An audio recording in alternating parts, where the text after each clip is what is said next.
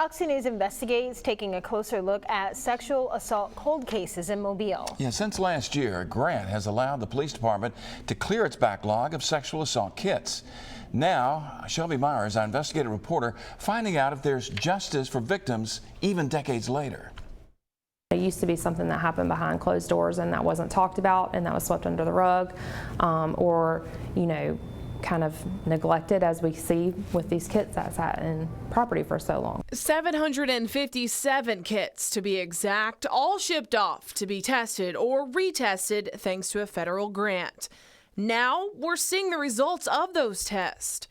Mobile police say of the nearly 800 tests, DNA in 139 cases had hits on the FBI's combined DNA index system, or CODIS database. 83 cases will not move forward in court because the suspect or victim is dead, or the victim did not want to relive the pain and testify in court.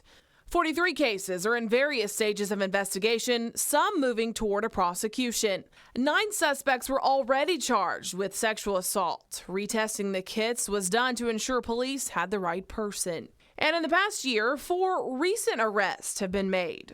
Lorenzo Green was involved in a 1997 case where he allegedly broke into a home and assaulted the victim in front of her children. And Frederick Tate was involved also in a 1997 case, and in his case he allegedly pulled the victim behind a vacant house. Rodrick Williams is another one of MPD's recent arrests. He allegedly assaulted a 13-year-old 20 years ago.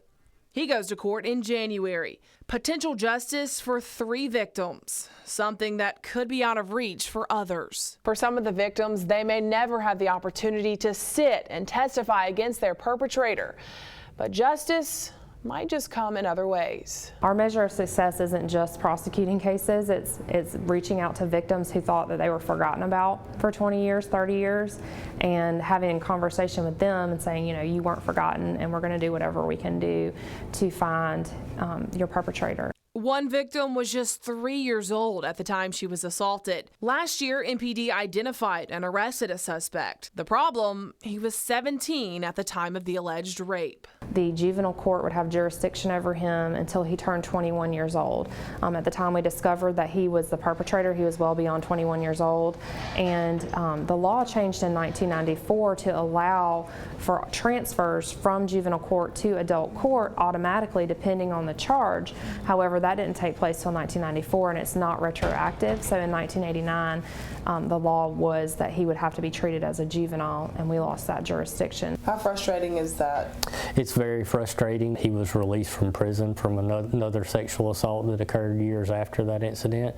He was actually released late last year, and he's one of the sex offenders we currently monitor. Mobile police reached out to the victim, who doesn't exactly remember the crime but says it somehow still haunts her. She remembered it as a dream and was unsure, you know, of what happened to her, but she would have this reoccurring dream. She was relieved, and it answered a lot of questions for her about why she was having those nightmares. Yeah. You know, it is an unfortunate instance, so we're not able to move forward with her case, but I do believe that she's gained some closure from knowing what happened to her. We asked the Mobile County Sheriff's Office if it has a backlog on rape cases, and a spokesperson told me it does not.